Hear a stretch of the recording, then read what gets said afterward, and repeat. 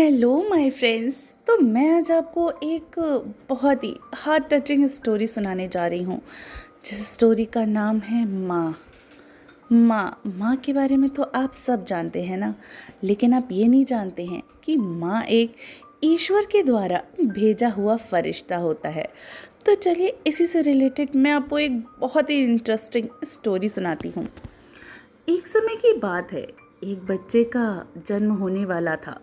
जन्म से कुछ क्षण पहले उसने भगवान से पूछा, मैं इतना छोटा हूँ, खुद से कुछ कर भी नहीं पाता, भला धरती पर मैं कैसे रहूँगा?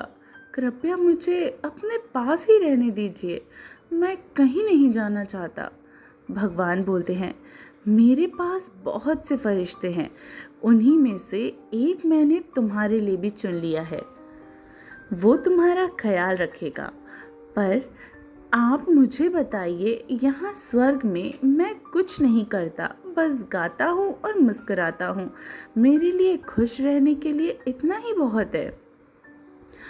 तुम्हारा फरिश्ता तुम्हारे लिए गाएगा भी और हर रोज तुम्हारे लिए ही मुस्कुराएगा भी, ऐसा ईश्वर ने कहा। और तुम उसका प्रेम भी महसूस करोगे और खुश भी रहोगे।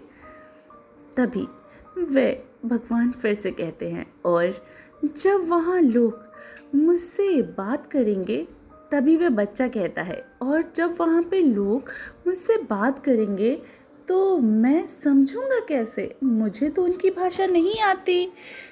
भगवान कहते हैं, तुम्हारा फरिश्ता तुमसे सबसे मधुर और प्यारे शब्दों में बात करेगा, ऐसे शब्द जो तुमने यहाँ भी नहीं सुने होंगे। और बड़े धैर्य और सावधानी के साथ तुम्हारा फरिश्ता तुम्हें बोलना भी सिखाएगा। तभी वो बच्चा बोलता है, और जब मुझे आपसे बात करनी हो तो मैं क्या करूँगा?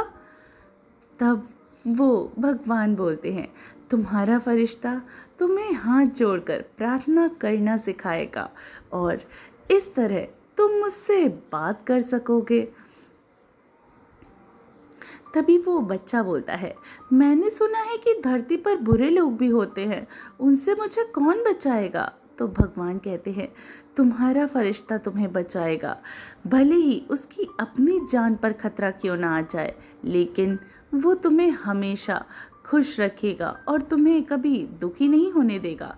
तभी वो बच्चा बोलता है, लेकिन मैं हमेशा दुखी रहूँगा क्योंकि मैं आपको नहीं देख पाऊँगा ना।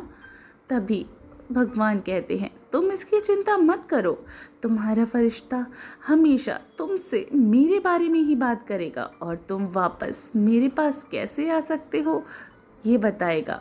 तभी फिर वो बच्चा कहता है, उस वक्त स्वर्ग में असीम शांति थी, पर पृथ्वी से किसी के कराहने की आवाज़ आ रही थी।